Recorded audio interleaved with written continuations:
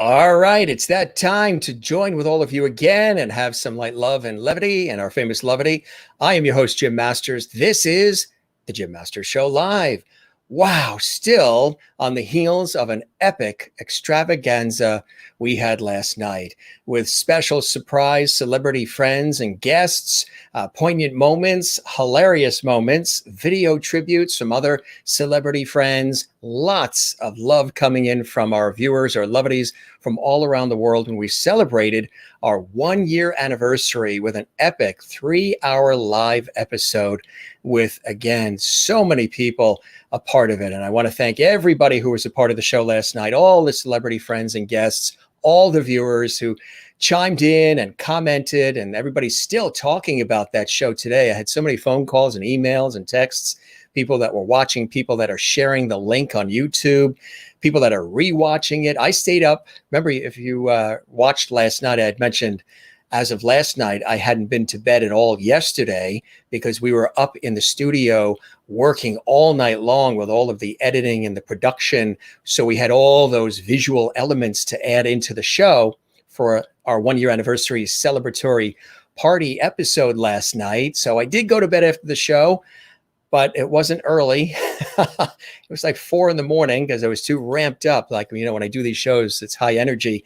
So I was ramped up. So I went to bed at 4, but then I had to get up early because I was on the air on the radio all day today in the professional world. And then we had some television scripts to write, but epic. If you missed it, it was last night. It was a culmination of a year's worth of episodes, 400 plus episodes of the Jim Masters Show Live Entertainment Lifestyle Talk Show series with extraordinary guests from all walks of life and all different levels of life as well. Good to have you with us. I see lots of folks tuning in. And I also want to acknowledge not only the folks who are watching live, who are commenting, and those who are watching live who don't comment, but they enjoy watching live. I also welcome you, and I welcome those who are watching right now in the archives, in a replay where it's not live. It's of great value that you're watching too, and we appreciate it. So spread the word about this show. We do it daily live, 7 p.m. Eastern, 4 p.m. Pacific, and it's quite terrific. And now that we are continuing on from our 1-year anniversary celebration, we welcome all of you. And we do it in style with an extraordinary guest live from the Chicago area in the United States, Chicagoland, home to deep dish pizza, which I still need to get a slice of. I can't believe I haven't been to Chicago yet, of all the places I've been. Michael Mason's with us. Yes, you probably saw the promotions on our social media. A renowned flutist, composer, and so much more. He's poised in his studio with his instruments. We just did a nice sound check to make sure everything sounded good and looked good. And in just a second, we are going to welcome him live to the Jim Masters Show Live. He's going to play live for us as well. And it's going to be quite epic. We look forward to that. Let's check in first with some of the wonderful lovities. We do encourage you to subscribe to the channel you're watching right now, which is our YouTube channel, Jim Masters TV, where all of the episodes of our Entertainment Lifestyle Talk Show series are housed for your binge watching. Enjoy from all walks of life. The guests come, and our poignant moments, our hilarious moments, inspiring conversations, and all the other cool things that we have for you here on the show all the time. It's really cool what we're doing here. So subscribe to the channel, Jim Masters TV, and don't forget to click the notification bell so you don't miss any of the epic, exciting daily live episodes And we thank you for that. If you've subscribed already, we thank you very, very much. That helps the show greatly. It allows us to continue to be here, providing the content for you and some epic surprises and so much more we have in store for you as we continue to grow and spread the word in style. So subscribe and share the levity, spread the word. We would love that. Let's check in with some of our amazing viewers who are, again, joining us, coming off the heels of our 1 year anniversary celebration, which was extraordinary. We welcome everybody. Nice to have you here. Again, subscribe to our YouTube channel. We would love that. Click that notification bell and give us a thumbs up, a thumbs up on this video on YouTube, and comment if you like this episode or any of the episodes. Drop a comment on the YouTube channel. We would love that. Hello, lovities everywhere. It's good to see you. Boy, my hair got long, huh? Tonight, we just let it hang. Sometimes it's in the hat. Sometimes it's pulled back. Sometimes it's this. Now you could see how long the hair has grown since the pandemic started last year. I haven't had it cut. It's the longest I've ever had it. And it's amazing. Sometimes it just likes to fall nicely on its own. You know, there's less of a hassle when I just let it do its thing than when I'm trying to pull it back and everything. This hair saga has been quite a story all year long. Hello, Jim and Lovities. How fantastic was that anniversary show? I'm still smiling. The videos, the letters, the remembering. What a wonderful wrap up of an amazing year. Cheers to a new year. Thank you, Maureen. And thank you for sending in your video tribute, which we aired last night as well. It was beautiful. Merlin, thank you as well. Good evening, Jim and Lovities. Good to see you. And Merlin totally agrees with Maureen. I appreciate that. And Juanita says, and she's in South Africa, Merlin is in Canada, Maureen is in Arizona, and Juanita's in South Africa. Hello, Jim and Lovely Squad. Guess everyone is still smiling after last night's epic show. If you missed it, go back and watch it in the archives. It says the title of that episode is JMS Live Epic 1 Year Anniversary Celebration. It was really, really amazing. A lot of hard work to put it together. We were up all night the night before, but totally worth it. And I'm glad you were with us and you joined us. Hello, Jim and Lovely family. From Denise, good to see you as well. Denise, thanks for tuning in. We love when you're here. Kathleen Walker in New York City. She is still smiling and coming down from that anniversary show last night. Hi, everyone. Good to see you as well. And I did rest. It was well needed, and I could use a little more. So we are going to take some time off during Memorial Day weekend to spend time with family we haven't been able to see in a while, some of our relatives. It was such a nice treat to get out early, and I'm so glad you were able to, so you could be here with us. Maureen, our great friend, Ralph Lampkin Jr. in Indiana is with us. Good evening, Jim and Michael and all the lovelies. Good to see you, Ralph, as always. Thanks for joining us tonight. And you were with us. I think you watched the epic show last night and appreciate that as well. And Ann Wozniak's in Florida. And she says, happy Thursday, Jim and everyone. Is it Thursday? I lose track because when you do these shows 7 days a week and then I do my professional work, I lose track of what day it is. I know it's 2021, right? We're out of 2020. We made it out of 2020. Happy Thursday, Jim and everyone. It's nice. It's going to be very hard to beat last night's show. Oh, we will give it a fair shot. Every show is something great as long as you guys are here. Jen Barry, she's still zen, like she was last night in Allentown, Pennsylvania. Hi, Jim and guests and lovelies. Love y'all. Jen is zen, blessed be. I agree 100%. Karen says, good evening, lovely family, and good evening, Jim. Thank you very much, Karen. I appreciate that. And all of you, again, for your kind words and lovely last night. We have a special video tribute that came in today from my dear friend Mairead Nesbitt from Celtic Woman originally, and of course her solo career and some other cool projects she's working on. She was on Rocktopia and Broadway and a lot of cool things. So we're going to play that later on, the special video message and musical treat from my dear friend Mairead Nesbitt. She's going to join us for a little video tribute momentarily. But first, oh yeah, we have some great music coming from this fine gentleman right here, right now, live from Chicago, renowned, again, composer and flutist. He is incredible. He is somebody who, when you hear his music, you want more. He's released 5 compact disc recording projects with exploration and visionary being predominated, that's right, for Grammy Awards in various jazz categories. His fourth compact disc, Angels of Fire, is dedicated to the 92 students and 3 Catholic nuns who perished in the tragic Our Lady of the Angels Catholic School fire, December 1st, 1958 in Chicago, where Michael was a first grade student. He is one of 5 students from Our Lady of the Angels who have become firefighters as well. Michael is not only an accomplished jazz flutist, he is also a commissioned officer lieutenant serving in the fire service for the past 25 years. And he's with the Downers Grove Fire Department just outside Chicago in Illinois. He's really incredible. His flute improvisations in the world of jazz and music have been well demonstrated and documented with his association with many, many great artists as well. His musical influences have come from Ian Anderson and James Newton, Miles Davis, John Coltrane, Aaron Dolphy, Sun Ra, and so many others. It's my pleasure to welcome him to our show live and direct from the greater Chicago area. Join me in welcoming the incredible Michael Mason. Michael, welcome to the show. It's great to have you with us, my friend. How you doing, James? I am fantastic. It's nice to see you. That hair looks fantastic. I wish I had some. Oh. Well, you have it on there a little bit. You have it on the sides, right? It's sort of. Yeah, I got lazy in the end. Just to cry. I've been doing the fire service for 37 years, and now that I've retired 8 years ago, going back way into the music again, I decided, well, I'm not going to get a haircut anymore. So, that's it, right? Well, no, I'm missing a lot, though. But anyways, you look fabulous. I'll cut some off and send some your way to Chicago. If you could send me some of that deep dish pizza. Yeah, deep dish. Yeah, Gino's East, all that stuff down in the Rush Street area. I'm very familiar with it. Used to play down there a lot back in the day. Honing my club skills, Right. You're born and raised from the region, right? Tell us a little bit about some of your background, my friend. Do you come from a musical family?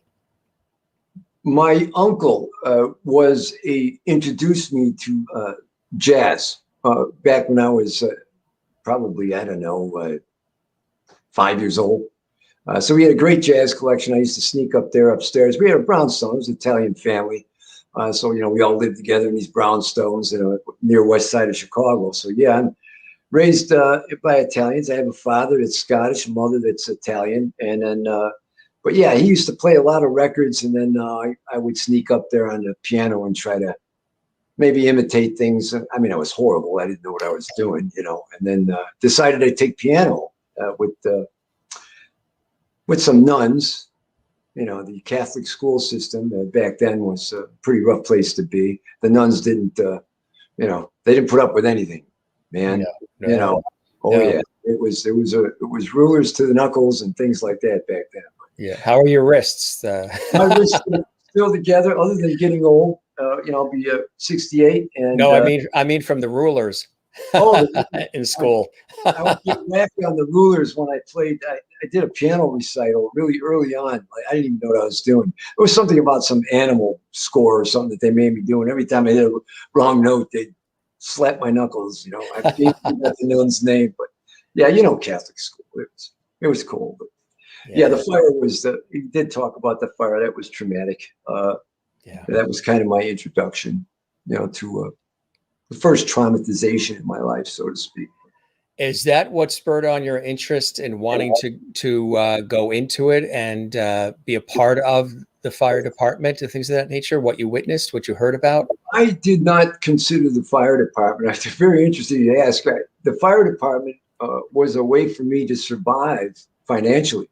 At the time, I had a few gentlemen on the Chicago Fire Department, and I was a jazz musician. I was playing in clubs every night, working the circuit, and it was basically starving to death. It was tough because I was a flutist. I'd gone to the American Conservatory of Music, but a couple of good friends of mine were firefighters. I always enjoyed what they were talking about. So I said, hey, come on, ride for a couple of days. Well, back then you could, really get into, ride on the city of Chicago. And I did, and I rode with them, and I was really excited about it. And the next thing you know, they said, "Well, if you want it, we're going to throw you into the EMT class starting, and now you're going to start the fire career." And that's how that started. Mm-hmm. Yeah. But So, I was always playing music. yeah. So early on for you, what were some of those opportunities that came your way to be able to express yourself and express your love of music? The first, the first time, you have to understand that I'm a classically trained originally, and I abandoned classical studies. So to make, are you still there? Because I lost you visually. Yeah, we're giving you a nice full screen. Oh, you don't have to do that, Jesus. But anyways, I had a flute teacher, or actually, I bastardized the flute. The flute was an accident, just so you understand.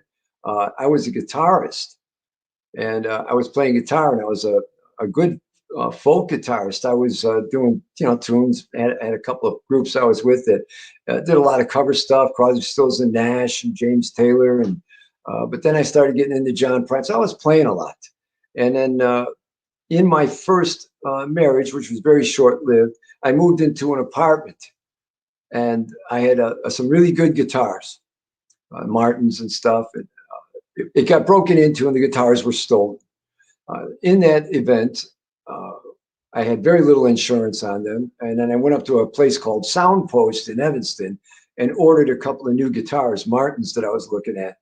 And Jimmy up there, I think that was his name, same name you have. And he says, "Hey, Mike, while you're waiting," he says, "why don't you take this flute, mess around with it, it'll keep you busy until the guitars come in." So that's how I ended up playing the flute.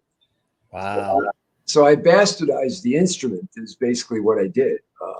It was, yes, I was listening to Rahsaan Roland Kirk, Rahsaan, who is an incredible reedsman in jazz, avant-gardist.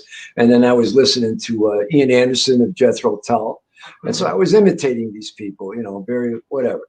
So one day I decided, well, you know what? I think I sound pretty good. So I went down. There was an audition at his music school called the Sherwood School of Music down on Michigan Avenue in Chicago. I said, well, I'm going to look into getting a teacher. Maybe they'll let me in. So I went down to audition. I did horrible. You have to, when you go play classically, you have to perform a classical piece. So I barely learned a little bit of Mozart, on the flute. I think it was a D major concerto or part of it. And then you had to have some improvisation, whatever. Anyways, to make a long story short, I basically bastardized the whole thing. Started improvising off of Mozart's music. They didn't appreciate that too much. I thought for sure I was dead sunk. And that was the end of that. And I went home. And at the same time, you have to understand, I'm in some really great progressive rock groups, creating a tremendous amount of music. And then one day, I got a call. It was the secretary from the Sherwood School of Music. She says, "Michael, you've been accepted under the studies of Joseph Ziroff, was First Church Chicago Lyric Orchestra." And I was like, "What? That's impossible." So, but my first lesson, just so you know how bad it was, when he called me to come down for the lesson, he said, "Hey, Mike, I'm glad, we're going to have you, but you need a lot of work, pal." And then he says, "Do me a favor, leave your flute at home." So that was my first lesson. So going to him. And then from there, I ended up at the American Conservatory, but I dropped out. I was taught under Janet Bergman. I did a lot of master classes with Donald Peck, Chicago Symphony Orchestra, Wolfgang Krajala, and they all thought I was relatively a good player, but I just didn't want to play the music straight on. I was always improvising. And so I just, it's really tough when you go down a conservatory hallway. I'm sure you have. You ever walked into a conservatory and, you got piano players on one side and you got oboes playing on the other side? Well, I'd walk down a hallway and I'd hear 10, 15 flute players on each side. And I'm like going, wow, I sound like that. I sound like that. I sound like that. And it's finally dawned on me. You better go out and get your own sound. Yeah. Right. So right. I jumped ship and just stuck with the jazz and progressive music. That's how. And I had some good luck along the way. Yeah. really. Yeah. And I had a lot of bad luck, but a lot of good luck. So. What was one of those larger moments of good luck for you, you think, that really then took you to the next level as a result of that thing, that pivotal moment, that pivotal opportunity that happened for you, Michael? Wow, that's a big question. One of the big things that happened accidentally after studying with Donald Peck, I went and I remember I told you I was jamming off of Jethro Tull records. And I remember uh, getting some concert tickets to go to a Tull concert back when they had the Chicago Stadium. And what happened was is that a guy turned me on to a manager, a backstage manager, not from Tull, but from the stadium. So he took me backstage. He says, "Hey, he says, I'm glad to have you." He says, "I got a ticket, whatever it is." And I just happened to run into Tull's drummer backstage, Barrymore, Barlow. And I had my flutes on my back. It was a winter day, cold. And I got my flutes on my back. He goes, "Yeah." I go, "Yeah, it really." He goes, "Hey, man, you want to meet Ian?" And I said, "Sure. Hell yeah." So I stayed with Ian and we talked a little bit about flutes, and I got to see his flutes and understood some of his playing. And maybe for about 4 or 5 years straight, we would meet every year when he came to town. But that was really the extent of it. So that was kind of a big moment. Then the next one was finally, getting into the jazz of John Coltrane and Miles and stuff back. This is 75 now.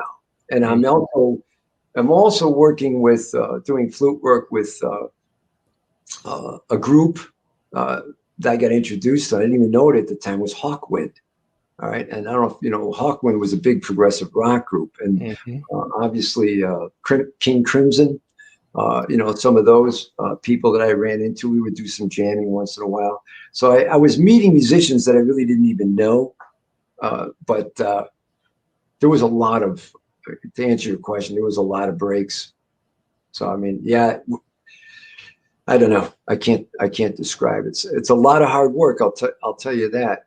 Yeah, absolutely. This is not a money-making industry, and nor should it be. You got to be doing this from the heart. So, and that's just the way it is. I never worried about fame or fortune. It's a bad. I don't like fame. In fact, I really worry about people that got too much of it. The politics of it. That's what human revolution's all about. Yeah, tell us about that. Well, it's a Buddhist type theory, Nichiren Buddhism, which I've studied quite a bit. And what it means is that you're going to take stock of yourself. You're going to deliver yourself to this world and to others, and to have a world of compassion and understanding and empathy for others. You can have fame, fortune. You could want the richest things in the world, and they don't mean a thing if you can't express yourself with those entities in mind. Man, are you on the right show for that conversation? We talk about that here all the time. The things that are really, the really important things in life. And I think during this year we've gone through, I think a lot of people have been reminded of the things that matter. For sure. So, I think that's what the music's all about. Also, I think music is a great entity for expressing those idioms and those feelings. So I think we're on the right track. As long, I don't like getting distracted too much. Yeah, firefighting is a pretty heavy profession too. You have to understand. I've seen a lot. I've done a lot, and I have cousins who are in the thick of it in New York. I was at 9/11. Yeah, they were very involved. Yeah, absolutely. So but you see a lot, and when you see stuff like that, you have to deal with it. You can appreciate. You have to live abundantly. Is the music a form of release for you? Does it counter and balance the firefighting? Absolutely. Yeah. It was my escape. In fact, the guys, that I'm on duty with, I mean, all the time would joke and laugh. I'd be up in these hose towers in the fire stations practicing all the time. I was driving them nuts like I drove my wife and kids nuts. They heard the worst notes in my life. Yeah. for many years.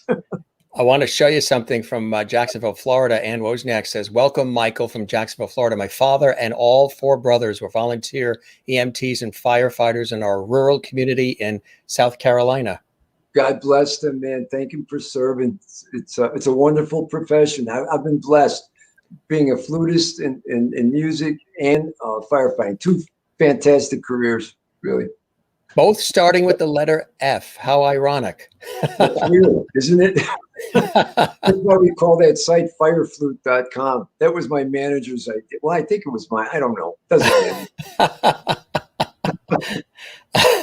I like that. And Maureen, who works in the healthcare industry for a hospital in Arizona, says, may God bless and protect our EMTs and firefighters. Absolutely.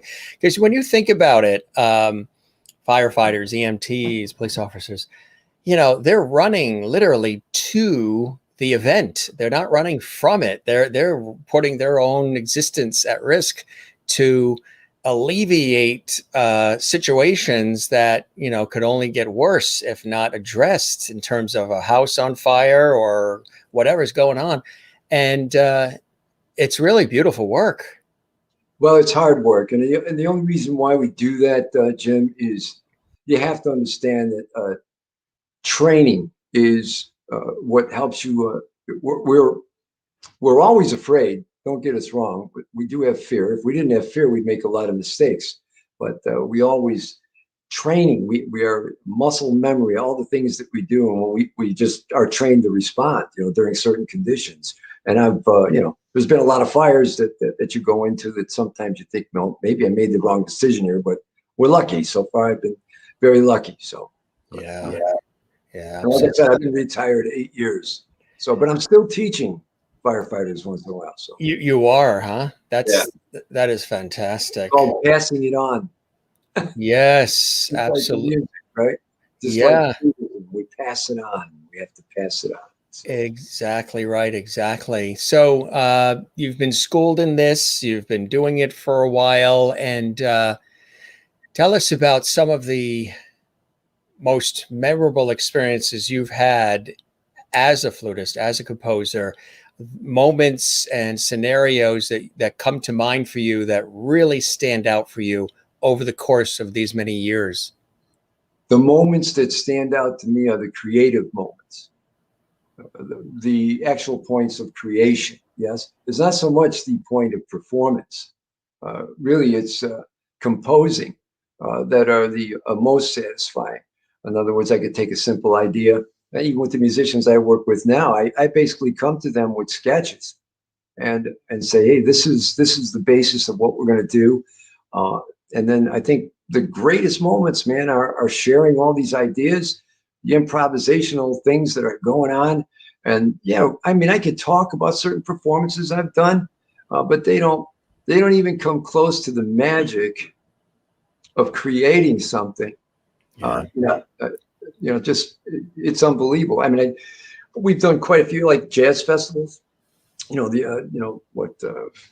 Ocho Rios Jazz Festival, the Chicago Jazz Festival or whatever. I mean, those are great moments, but the real moments, man, are creating the sound. Yeah. So, man, I couldn't answer that other than that, and I hope I still get those feelings. How do you describe your sound? What is your take on all of it from your perspective?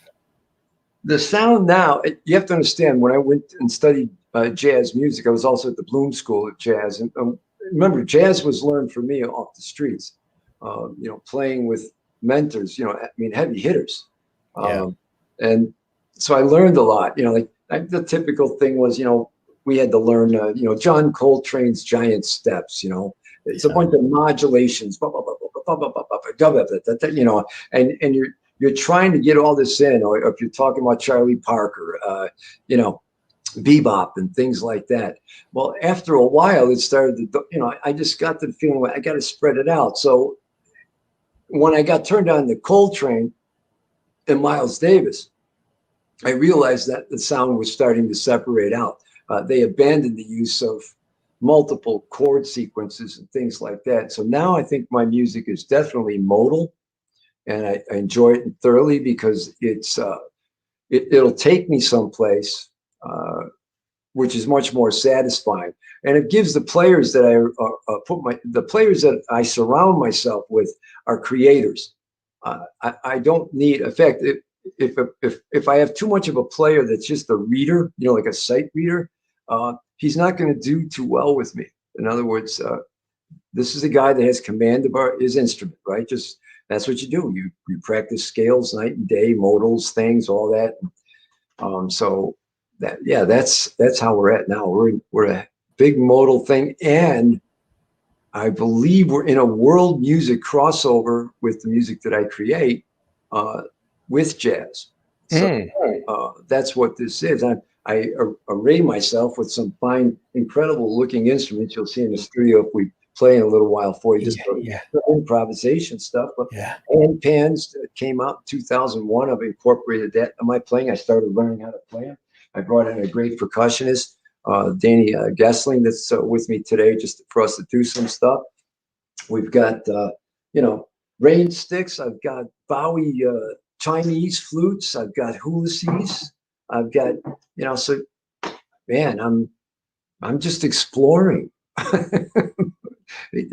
And then sometimes then you get the recordings after the exploration, Absolutely. You're surrounding, we talk about levity. You got a lot of levity around you there in your studio, huh? I heard I'm a levity now.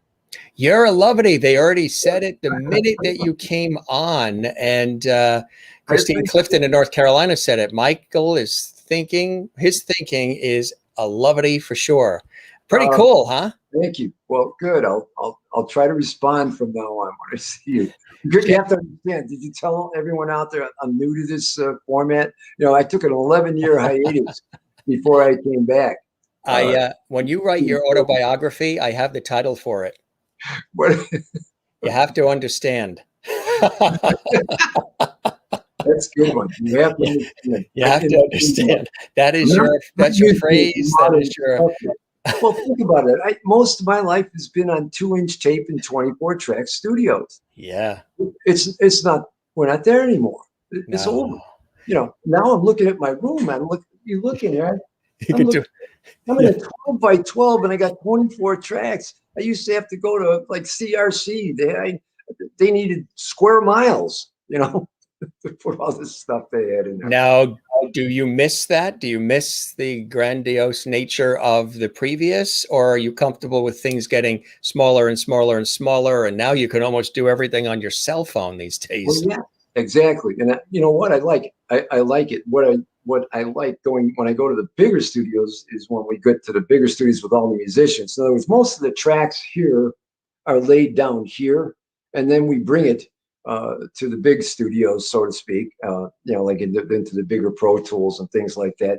And now you're getting into mixing and doing things like that. So I still go there. I won't mix down a final product in here. I lay all the track work down there, bring all the players here, and then we'll gather our players and go over to the studio when we're ready to finish making it into what we call final album or CD or whatever. Absolutely. And for those joining us, Michael is all poised. He's going to be playing for us in just a minute. I want to talk about some of these albums here. First of all, I love the covers. Tell us about this one here. Angels of Fire is, this is me. When I did that, I think that's 99, 91. I can't remember. Anyways, I'm a firefighter. Yes? Seems like yesterday. Yeah, I'm a firefighter. So I wanted to pay tribute. I have always been asked a lot. I would go to the memorials all the time here in Chicago, at the 40-year and the 50-year mark or 30 or whatever it was. And, I remember the fire. I was only a child, 7 years old, maybe even a little younger than that, first grade. I was one of the lucky ones. And so it always was in the back of my mind. So I wrote a bunch of compositions and gathered a bunch of musicians from Nigeria, Lithuania. It was just crazy. Guitarists from around here. Scott Ashley's one of my right-hand guitar players. He's fantastic. So I wrote some stuff, and Jeff Lowe, who's my bassist now also, he had gotten onto that with me, and I created a memorial CD. All that money that I asked for a donation. In fact, it was the Alliance, the Illinois Fire Alliance, that sponsored that CD to make it possible. because not one nickel of that CD, when it was sold, and it's still being sold, all that goes to burn camps for kids Mm, in Illinois. So that's all the profits from that. That's why I did it, was that's to a pay it beautiful. back. So Yeah, that's a beautiful thing to do, my friend. That's a really, again, that just shows the essence of who you are as a person, and you have this giving, can-do spirit. Here's another one. We used this one in the promotion. Tell us about this one, exploration. exploration was a total. Now we're getting into some really heavy improvisational works. Yeah. These are all, I believe, these are all originals that we had done. But the pianist I had at the time for 2 or 3 albums, actually it was 3 albums, was a gentleman, uh, an African American, beautiful person. He passed away of cancer early on, and his name was Kevin Gaynor, and he helped me out a lot with this. I had, again, these sketchable ideas and stuff, and so it was an improvisational album, and it was very well received. This was just after the Coltrane project, which was well received. I decided to do Coltrane without a saxophone in sight. Wow. Wow, ain't that taking a risk? That sure is. Yeah, well, you know what? The critics loved it. I So, don't doubt. Yeah, the real serious music aficionados. I'm sure that they did. yeah, it was good time. So these are some really nice albums. I'm proud of them. And Now, then, this one has a Grammy nomination well, I attached to could it. do away with this picture. No, back then I guess that was a cool thing to do. Looks like I'm praying to some false gods or something. And Huh? I don't want to do that, but yeah, Visionary was a big. It's in the realm of Train, and that's Yeah. really, it's all Coltrane music.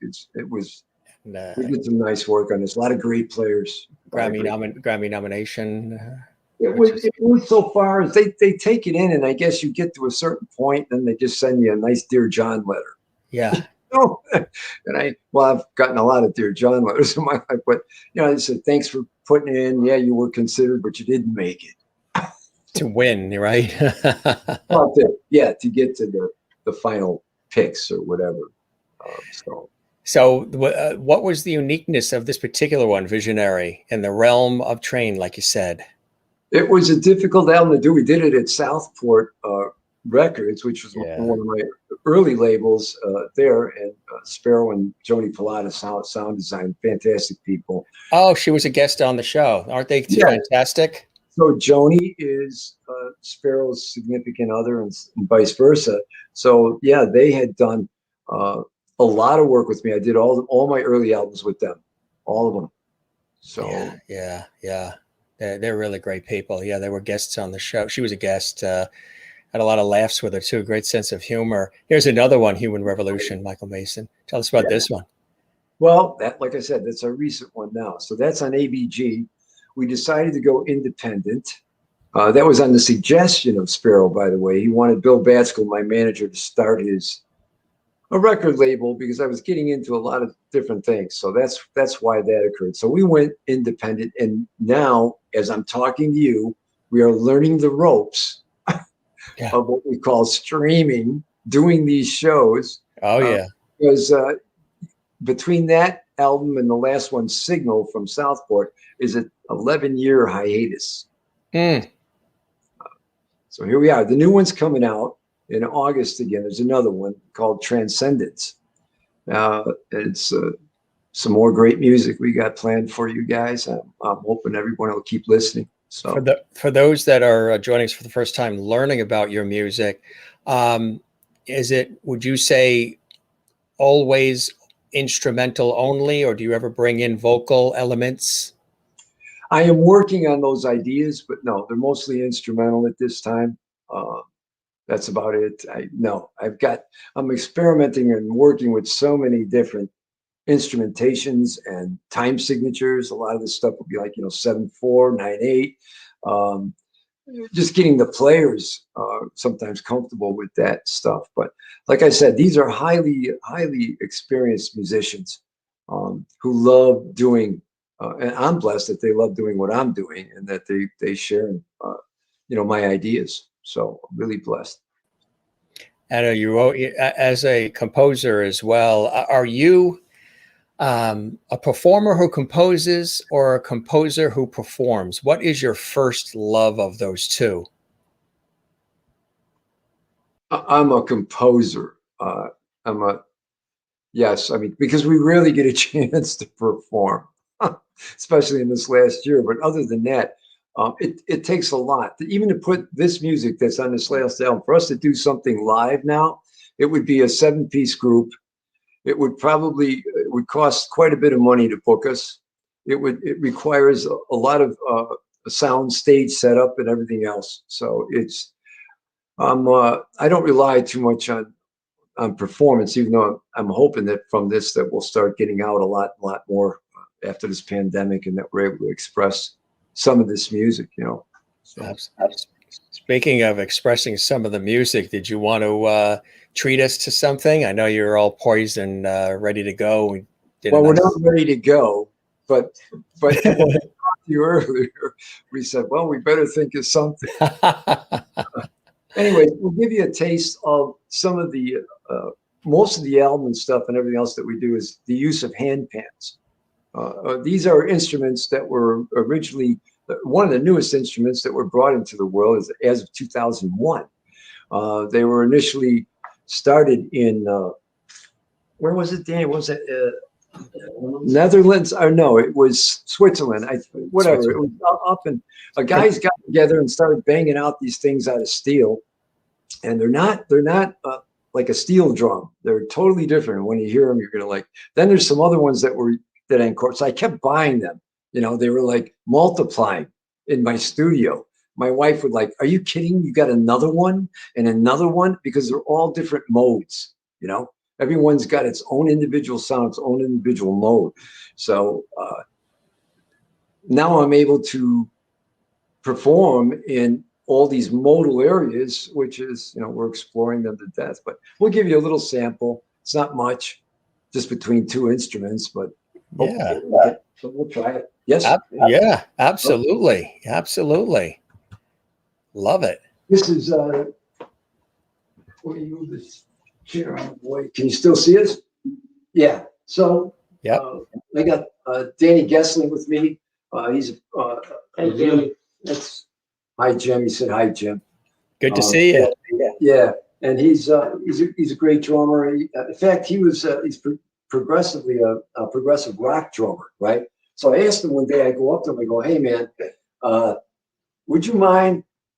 I got some ideas. Stop by the house. I want you to see if you can play these things for me along with me, And he says, "Well, I'm not a percussionist." I go, "You're gonna be," and now he is. So, anyways, we'll give you a sample. Yeah, let's go.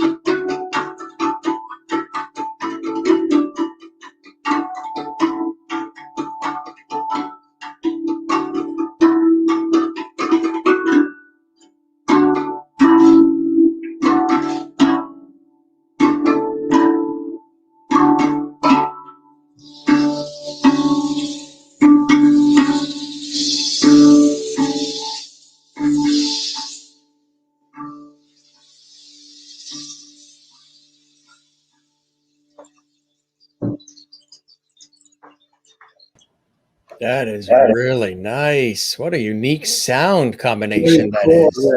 Yeah, and that's just the flute, but the album has a lot more instrumentation on it. So, but yeah, the flute was kind of off a little bit, but I apologize. I don't think anybody would know that. We're always the hardest on ourselves. Yeah, that's it. So, Yeah. yeah, I was going to say some of the comments coming in from our viewers or lovedies here. Christine Clifton in North Carolina says, nice. I like this unique style. I love it. Mary Bishop in Florida saying outstanding. So unique and cool. Juanita, who is watching in South Africa. Claps, Oh, claps, claps. And Anne in Florida. What an awesome treat. Maureen in Arizona. That was such a treat. And thank you. Merlin in Canada and Ontario says, what an awesome sound. And Joan Sandow says, I love the sound. How fabulous. And thank you.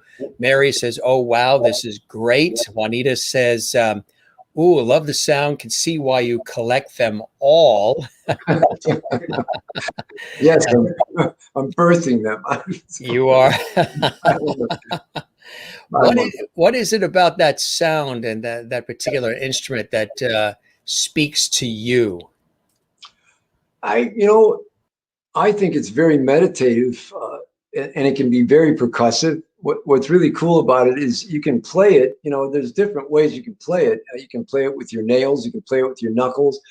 We play with fingertips and everything else. So, and it just creates a tremendous, to me, a form of a great mood, a great mindset. And, it's nothing that's totally obtrusive, but yet I can turn it. When you listen to the album, I can turn it into some very intense playing, because I can make them sound not ugly, but very aggressive. Yeah. So, but I think the sound of it is just very relaxing.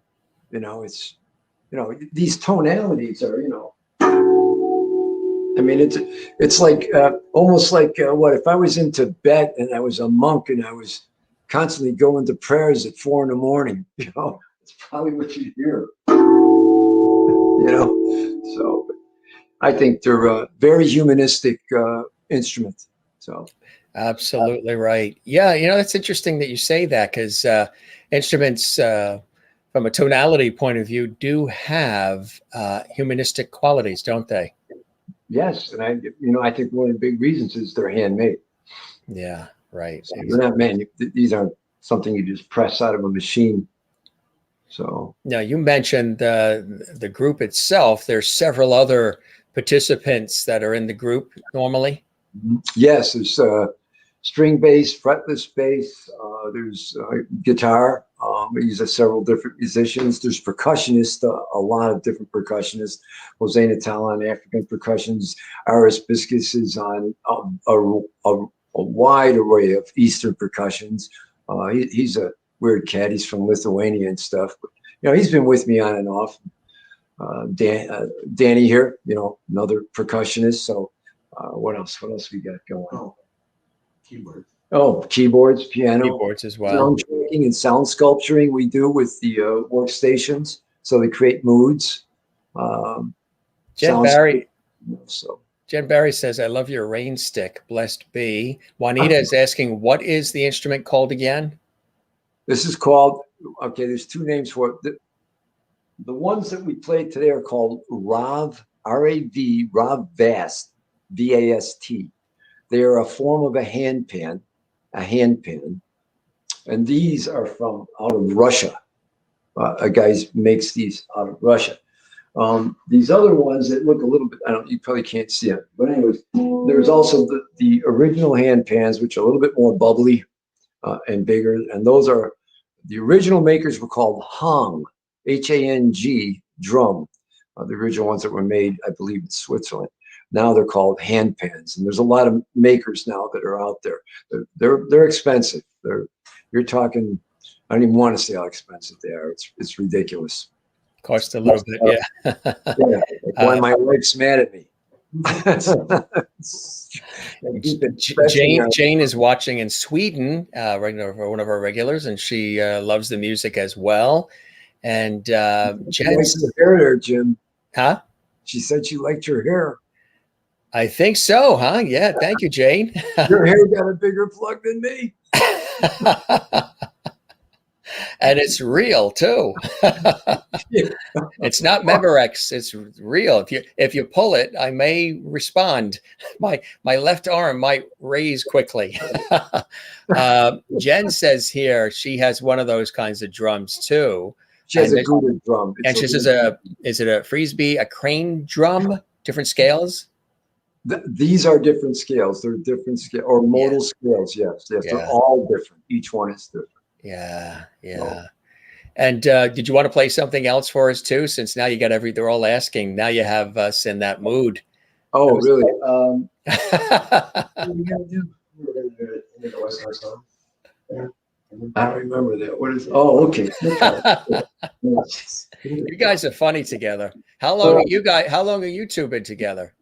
I used to play in a cover band. I knew you were going to say that. I used to play in a cover band, and Mike came in with a flute a couple times and sat in with us. And then I didn't hear from him for about a year. And then he said, come on over. I want you to check these things out. And I looked at him. I go, what am I supposed to do with this? Put a steak on it? You know? I know it does have that look. It almost looks like a flipped over wok. It does. Let's see what we're doing here.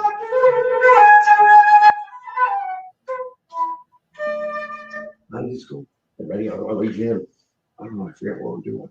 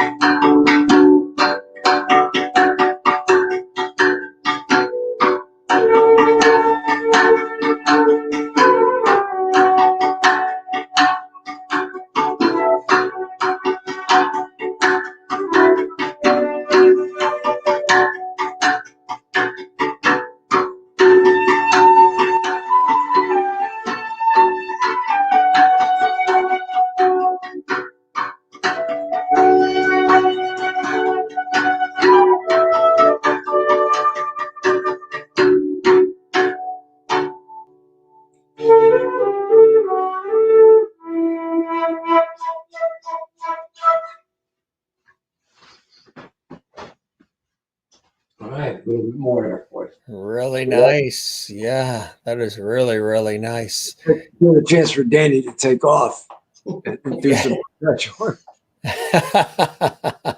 And grab a sandwich or something. No, so he could improvise a little bit better now. You know, now, what's in your hand now? well, you told me to come up with a third piece, but you know, whenever you're ready. But we're gonna do some. I even almost forgot what we were gonna do. But it's called the integral system, and it's basically what it is. It's a mode, and so I'm gonna use two Chinese flutes that are reed type instruments, very hard to play because they're depends on your air volume is really what it is. It's anyways, it's we'll get to that whenever you're ready, I guess. Yeah, why don't you do it now? They're all excited. We'll do it now. I mean, Juanita in South Africa says she's basically going on a mini vacation with the music. She's loving it. Well, that's And Jane in Sweden says this music is like I'm up flying on a cloud on a sunny day. I mean, they're creating visuals of their own, and that happens, right? Sometimes the music can create these visuals where you don't even have to have a visual in front of you. You can create them based on the sounds of the instruments and the way they're played. It's interesting that you bring that up. We've got several people looking at us now to do sound sculpture work for film. Yes. Because of these things that we're seeing right now. So yeah. Good luck with that. I hope that happens. Very cool. That would be fantastic. Maybe it might be able to make a living at it one day. That's it. Do you remember which one I was supposed to start at? Which flute? No, which of these? I think it was this one. All right, so this is a hulasi. Let me step back here. It's a reed instrument, but it also has a droning mechanism to it.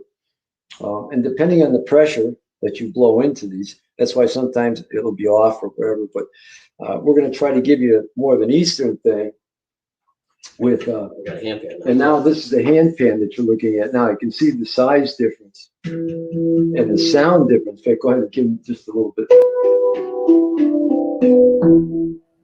Now, do those get tuned or anything? No, when they come to me or any player, they're tuned. Once in a while, you'll have to send them back to tuning. So I try to avoid that. I try to get really good makers that the tuning will last for years. They are sensitive to extreme conditions. It has to be pretty extreme though. But we'll try this and we'll see how it goes. So what is it sitting on, like just a stand or a pedestal? Yeah, the pedestals are what they call hand pan pedestals. It's a guy out of Belgium, I think, that makes these particular stands because you can't just have a regular stand. And this is a standing stand. A lot of hand pan players will be on like piazzas in Italy or somewhere. We were just talking about it, and they'll have them right on their laps playing them. So. Jen Barry is asking, Michael, do you have any singing bowls? I have two. You talking Oriental bowls? Singing bowls, yeah. Is that what they would be? Singing bowls? Yeah, I don't have any. What are they? I'm not familiar with them. I'm not sure. I think it's the stick that goes around the inside of the bowl. Oh, and makes the tones. Okay, yeah. That must be, yeah. Ask him, if we have time, I'd like to make sure that I don't want to steer anybody wrong. Yeah. Very cool. But we'll try this.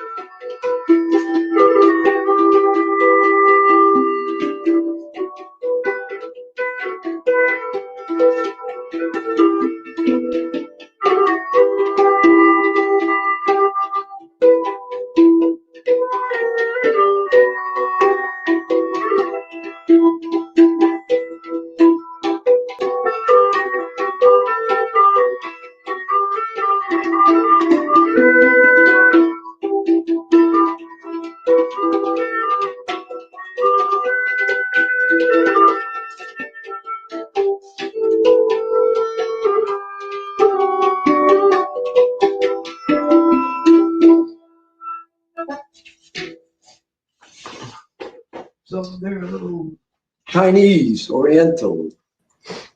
Very nice. Yeah, very, very nice. So you like to explore a lot of different sounds from all around the world, don't you? Yeah, I mean, you hear about these things and then you'll find them. Like sometimes I'll be surfing like YouTube, like your channel or anything, or just and you find some of these players that are doing some incredible things. So I'm trying to incorporate in the jazz. What you're not hearing is the jazz part of a lot of this music that we're doing. The string bass and the fretless basses that we use and the electric guitars and stuff. So Which really add a distinct additional sound to it. Absolutely. Yes, I can drive the music almost in any direction I want. Yeah. Take them on a journey. I like taking people on journeys. Which is exactly right. Like a lot of them are visualizing as we can't go anywhere. We might as well create our own. Yeah, exactly. Christine Clifton in North Carolina says meditative music and enjoyable. Merlin in Ontario, Canada says really enjoying the sound. And Juanita in South Africa says the flute is my absolute favorite instrument to listen to. These just hit the sweet spot in my soul. Love Juanita, it. thank you. Love it.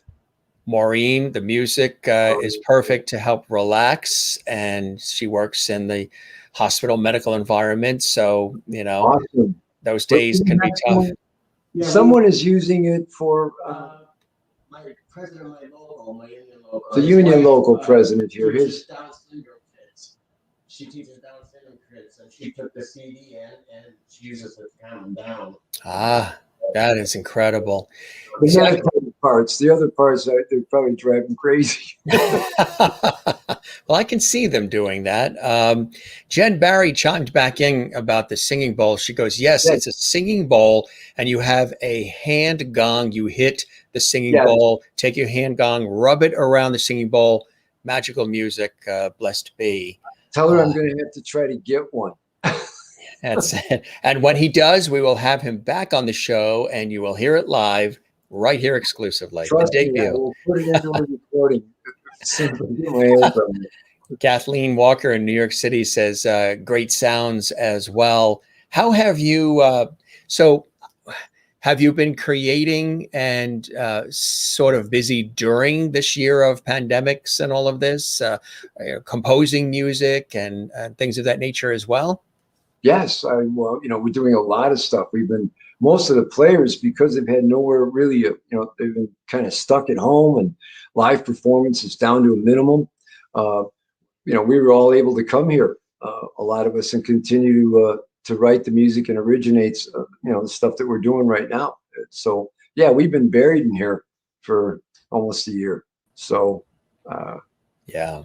But the light at the end of the tunnel, slowly things are starting to resurrect in a way, which is a positive sign to be able to get back out there and get everybody get together. As far as the composing element of what you do, Michael, have you had opportunities, or do you pine for opportunities to do composing for movie scores, film soundtracks, television, other, theatrical composition as well? I have been approached only by one individual right now, and it's a good friend of mine. He's a fellow firefighter, a big screenwriter, and I don't want to say for who, only because I'd be jumping the gun. But it's a big screenwriter that involves several TV shows and stuff like that. In the emergency area of responding things, okay? They're introducing some of these compositions. They're thinking about maybe they'll start incorporating them into the soundtrack. Now, for me to do soundtrack work, I'd love to do it. I think it'd be pretty simplistic for me to attempt to do. I don't know. I know one guy a long time ago, I was dragged into the studio over to CRC, and they were putting sound to a film, and it was laborious work, running these clips back and forth with the editing, getting the sound just right and where we wanted this. And some of these directors could be crazy people to work for. They're even crazier than we are. So yeah, I think I'd love it. It wouldn't be a full song score other than, these are bits and pieces what we're talking about. Somebody's walking in on a movie set. Maybe it's a certain atmosphere they want to create. I'm more than glad to do that. That would be great. But, I always have to have a beginning and an end.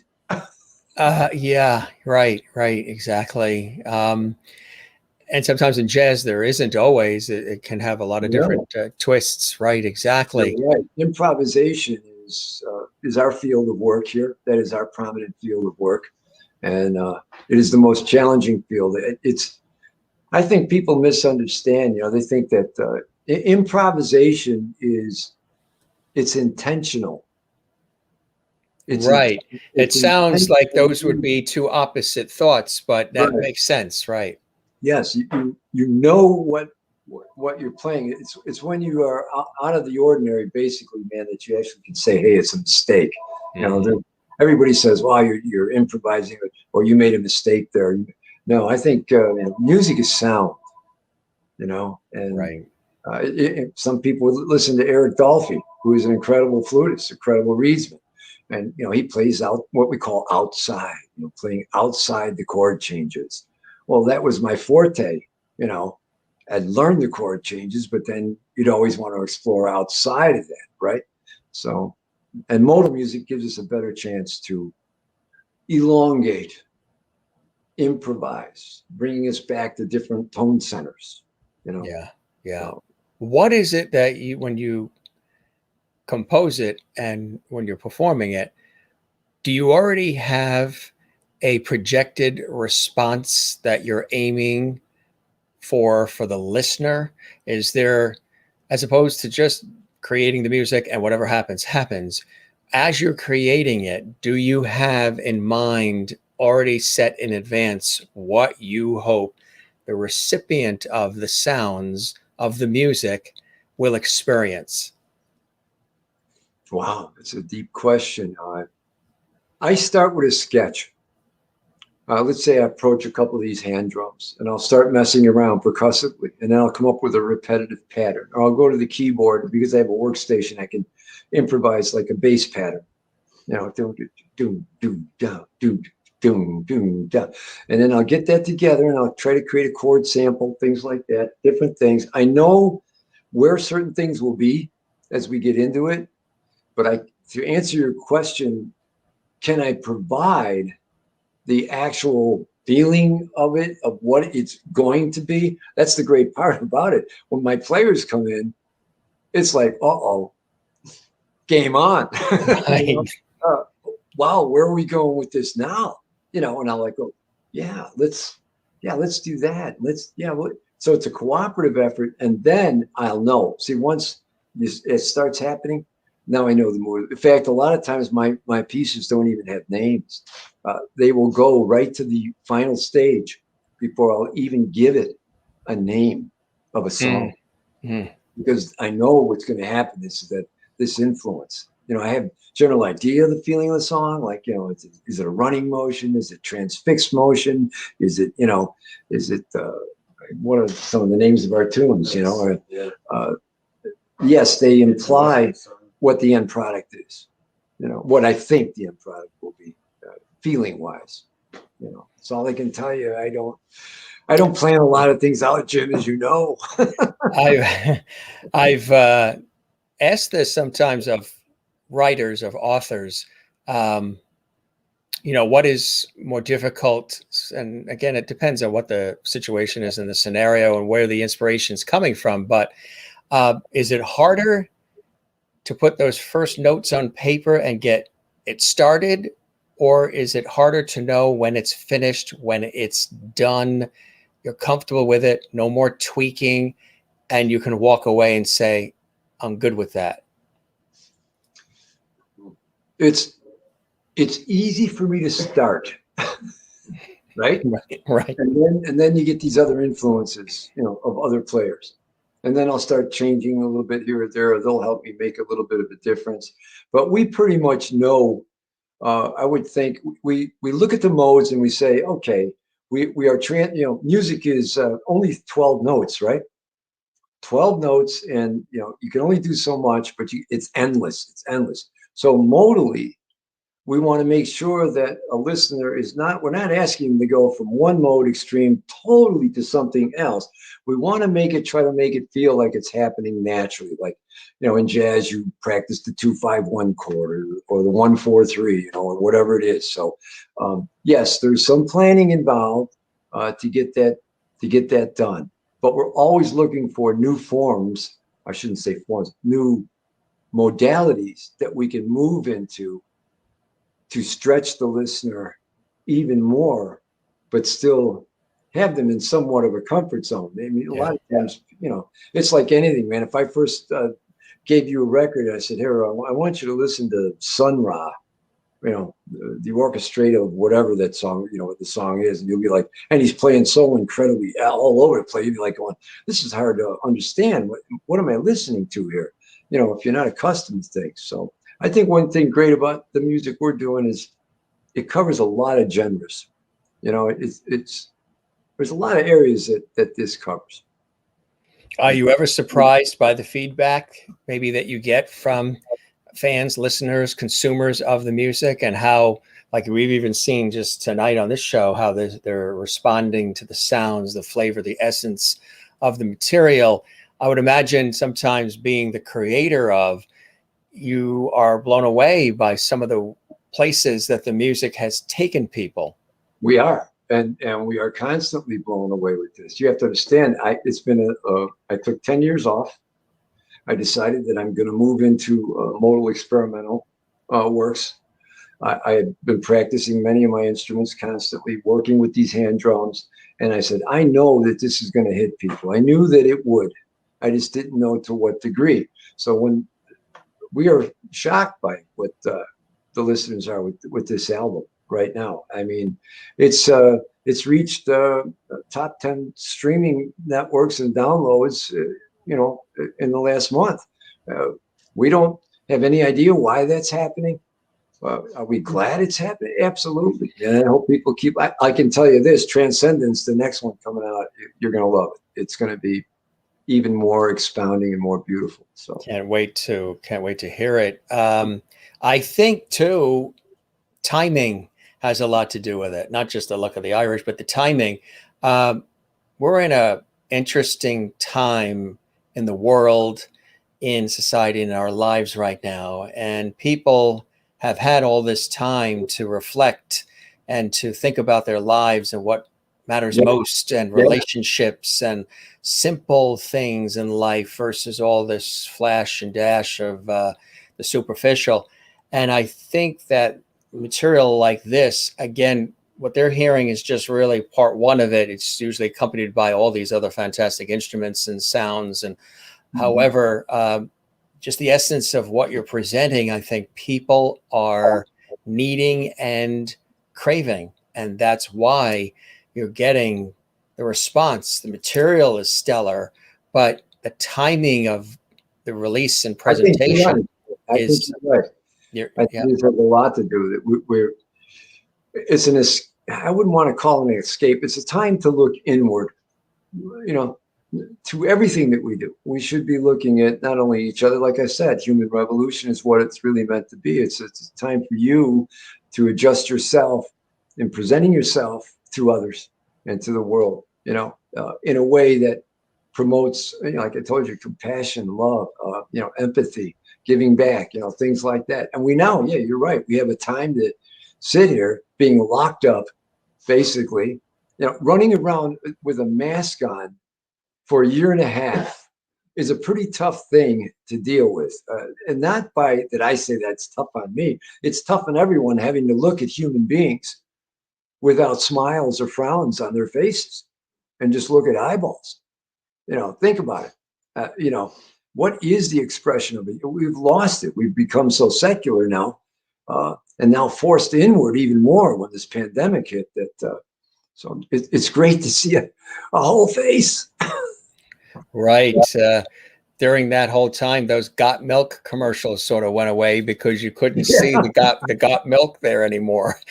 That's right. Well, that's gone, Maybe Yeah. the people that maybe only the bad people ended up making out on the deal, like a bank robber or something. Right. What, did you get a look at them? No, they had a mask on. Oh, Exactly right. I joking, know. just joking. Well, now they just go right in. They go in and they wave to the camera. They don't even have. Years ago, they would what have Right. pantyhose over their face Sure. and dark sunglasses and a Yeah, nobody hat. knows. Now they go in and they wave. I was taking your stuff. I heard once where there was this guy who went into the bank uh, to rob them, and he went up to the teller and said, "Okay, I want this amount of money out of that, you know, Gave him the drawer." exact amount. Well, the problem was the woman that was the teller said, "Oh, hi, Bob. How are you today?" He went into his own local branch where they know him to rob them. Well, okay. There's some strange people who don't have all their eggs in the right basket or so. But yeah, wow, very cool. So, what are some of the things that inspire you? I asked that, and I've used this reference a couple of times. We had a number of weeks ago another amazing guest. We had music legend Melissa Manchester, who was Oh, on, yeah. and we had an epic conversation with her, and she loved it. I loved it. Everybody loved it. And one of the things that she said that stood out of the many things we talked about was she said she could be anywhere in the house or what have you, and all of a sudden she's hit with this tremendous source of pulse of energy, of inspiration. So when that moment comes, and it might not be something you can strategize or even plan, you just get this vision, you get this inspiration. She has to run right to the piano. She has to press record and record whatever she's working out, whatever that energy is flowing through her. She's got to get onto that piano and start playing away and recording it, because she says that the further you get away from that organic, fresh aha moment that's happening, I agree with her. you want to make sure that you record it, because the further away you start to lose, it diminishes. Does that happen to you too? Always. Always. Like I'll get up, I'll have an idea, and I'll start working it out on the piano. And sometimes I'll even call Danny up and say, "Hey, man, you got to get over here. I got to lay this down." I said, I don't want to forget this. I said, just come on by, And do you tell him it's a 4 alarm? I told him, man, whatever it is. And, if he can, he'll come on over. If not, I'm primitively able to run this stuff that you see behind me. So, I'll turn it on and I'll record some stuff off the workstation to make sure all my ideas are there, so I won't forget them. And yes, I mean, there's times though I'm outside and I'm on the street and I'm doing something else, and something will hit me. I'm like, damn, I gotta remember. I can't remember this. So, but hey, just remember something though. I always believe that there is everything about an original look at a piece of work as becoming your own, but subconsciously and throughout your years, you have been influenced by more than you know, more than you'll ever know. Life And itself. that's right. And not only the life, but all the music you've ever listened to, all the little things that you hear or whatever. I'll be riding in the car and I'll hear a guy be doing like it'll be a tune, and I'm listening to that bass pattern just inside that song. I'm going, well, what if we just turn that around a little bit? I think I'm going to try to use this, but I can't use what he's doing. But you know what? He's influenced me on an idea, a percussive idea, and I'll run home or whatever, and I'll start working on that percussive idea. So nothing is ever truly, for me anyways, coming out of like fell down from heaven into my brain. I mean, I was influenced one way or another. I've always been influenced by great musicians. So. Who are some of the greats that you've admired over the years? Oh my God, Jesus! I mean, Miles, Coltrane, progressive. Even my progressive rock days. I mean, I was influenced by Crosby. I mean, I'm a '60s guy. The night I graduated high school. Yes, in fact, I almost didn't even go to my graduation. I hopped in a car with a buddy of mine, and I had at the time I was playing a folk guitar, and we went west, and we didn't stop. His car broke down. And so he said it was when that means he was crying. I'm gonna go home. I said, well, you know what? You go home. Give me my guitar. I'm gonna go on. I got to ride with a trucker, you know. And I get all the way to California, and I said, hey man, I heard about Laurel Canyon. I want to go there. So that's where I went. And nothing, you know, drops me off of Hollywood Boulevard, you know. And I'm here, Laurel Canyon Drive in Hollywood. A lady was nice, you know. Back then it was 1970, yes, 69, 70. Mm-hmm. And she said, hey, you got a place to stay? Well, this is back when, you know, flowers in the hair and all that, whatever it was, you know. And he said, yeah, well, I got this garage you can stay in. It's a kind of an artist flip-flop place. And here I am sleeping on a floor, you know, in Laurel Canyon in some guy's garage. It's a nice place, you know, right across the street from the Canyon store. You know, infamous. I don't know if you're familiar. I'm sure you are. Laurel Canyon. Well, that's where it all started. You know, I mean, for me, Joni Mitchell, Crosby, Stills, and Nash. You know, I never met a lot of these people at all. In fact, I met Jackson Browne. I didn't even know who he was. You know, back then. And then he had a friend that gave me asked me if I wanted three tickets to go to a festival. Yes, in '69 to go to a festival. It was '69, yeah, August. And you know what festival that was, right? So, yes. Does it start with W? Well, back then it was called Wall Kills.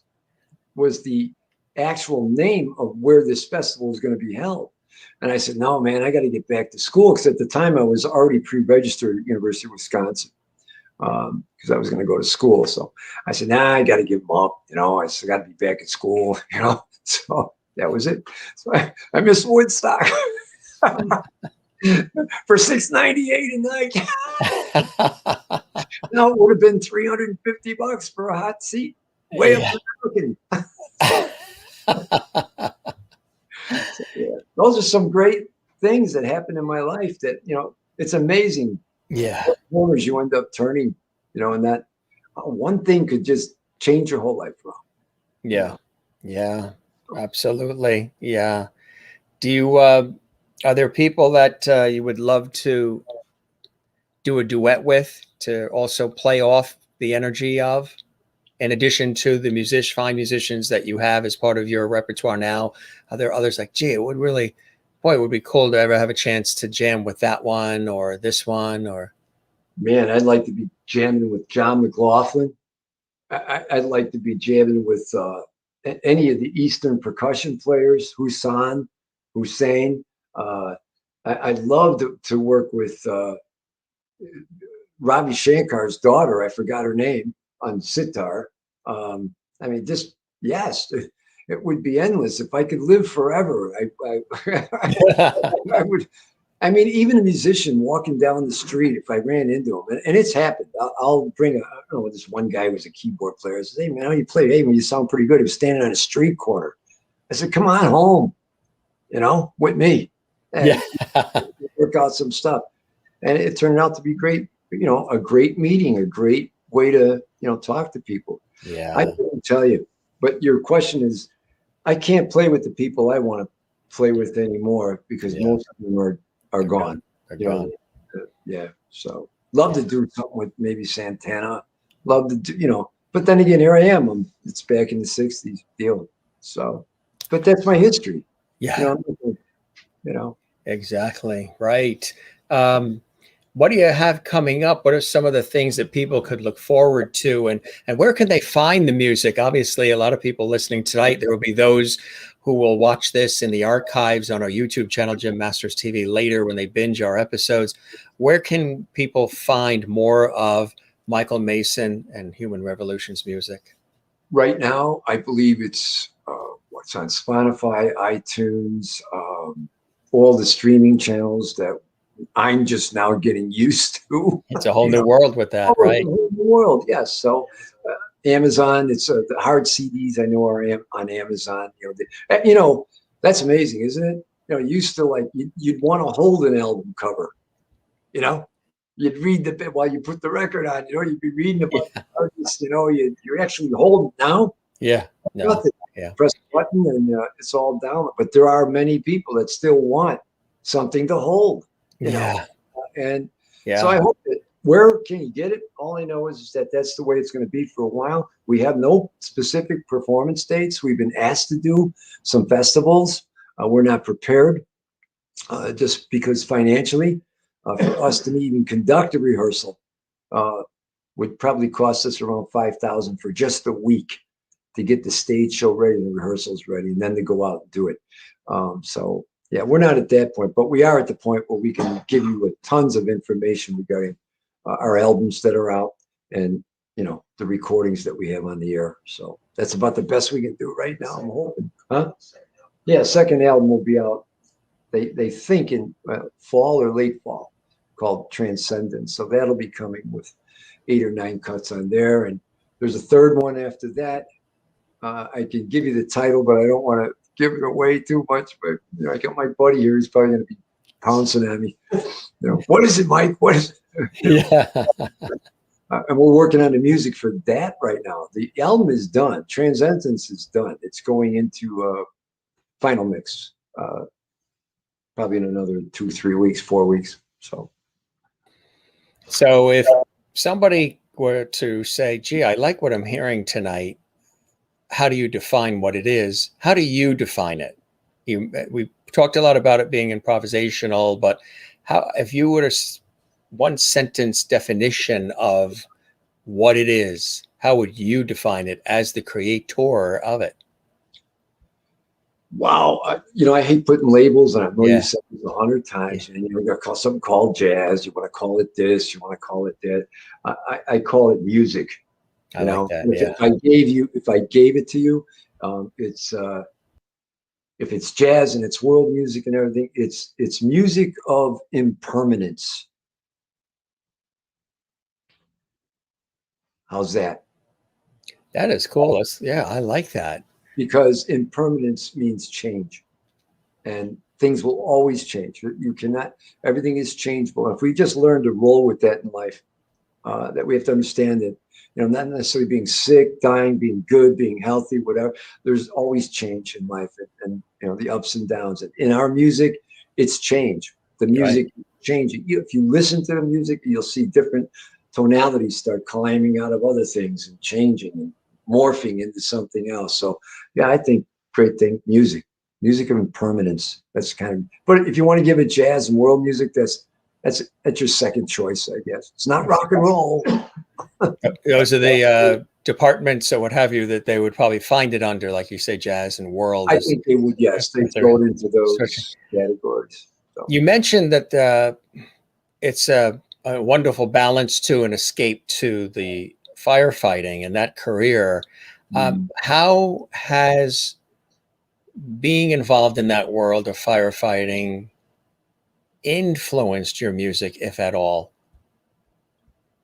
Yeah, it influenced it. It probably doesn't influence it as much as I would think. I'm not too sure about that, because I'm looking forward. I look at it as a form of escape, something that's totally alienated. Firefighting, man, is dangerous work. It takes good leadership. I've been a company officer for many years. I've had to be in charge of others.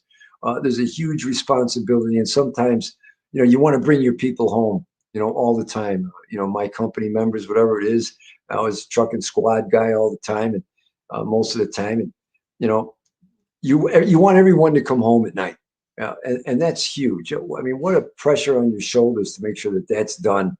If I could do that, that would be the greatest thing, that these guys would always come home to their families. So yeah, music for me was an escape from that element of pressure, or that element. And then obviously the to get away from death experiences and the traumatic injuries and things like that. So I think music was a blessing for me. But again, I was a musician before I was a firefighter. Yeah, right. That's the strange thing about this whole thing. Right. So weird stuff, huh? You're, yeah. But you're blessed, aren't you? You're blessed. Yes, You obviously know what's important in life, and the blessings and joys, because obviously, even being a firefighter, you see what can happen and how life is fragile, and you see it's the worst days of precious. people's lives, man. You know, Yeah. you see the worst days of people's lives, and you're there to try to ease the pain somewhat, try to provide a solution for them. But I'm blessed. I'm glad the people that are right here right now. I'm blessed that they're here. They're partaking in this journey with me. You know, uh, it's a blessing. The whole thing's a blessing. It's Yes, blessing. it is. Jim, you're a blessing. You really. I would have never thought I'd be sitting in front of you talking like this, and I think you're a very genuine person. Program is absolutely out of sight, and I want to be a lovety. Is it? Am I saying it right? You're saying it right. I Yeah. hope I get accepted into that world. Oh, you already were. They've all said right out of the gate. They've already said it. Mary Bishop says, "Thank you for a great, entertaining night, Michael and Jim." And Jane in Sweden says, "How can I get back the inspirations to write poems like I did in the 1980s? Is it as hard if you lose inspiration to write music?" So she would write poems in the 80s, lost the inspiration, wants to bring it back.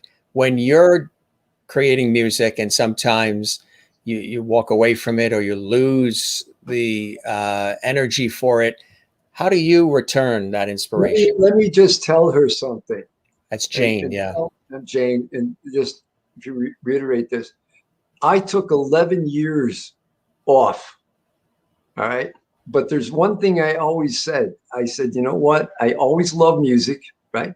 And I know that she loves probably writing poems, right? But I never left the instrument that makes it work. You understand? So pick up that pen like I pick up that flute in the darkest days of me just sitting in my room practicing scales, knowing one day I would come back to the music, no matter how horrendous the writing or the notes may be. Just pick up that instrument that will get you back to maybe where you want to go, or to provide something down the road for you. I mean, that's the only thing that kept me going. I wasn't writing. I knew in my mind what I wanted to get back to, but what did I do? I woke up every day and played that flute. Yeah. Every day.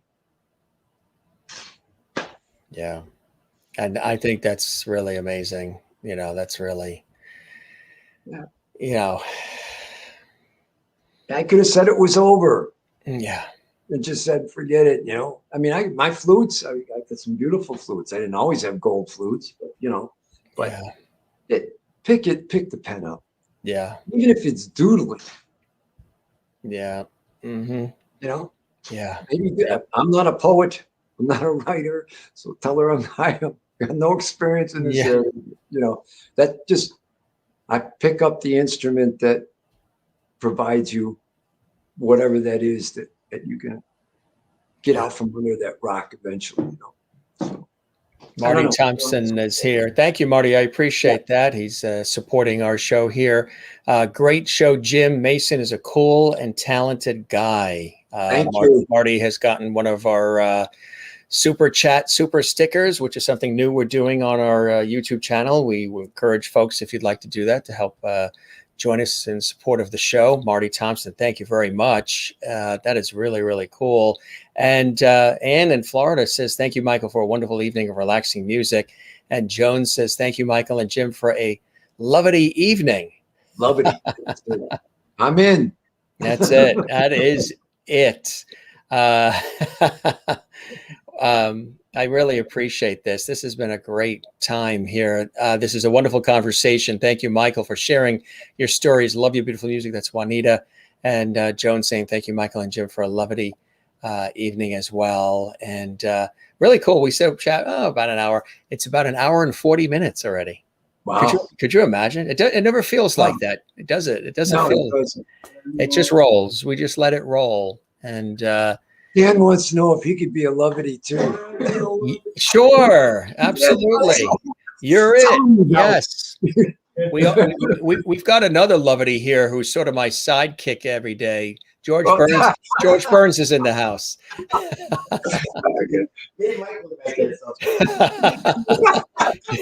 it's He's got a cigar and Burns. everything. He is here, and he says, "You're a lovity." Remember, he played God too. Remember in the movie. That's right. Burns, So man. you can't go wrong when you got him on your side. So there he is. And You gotta give me $1 or something.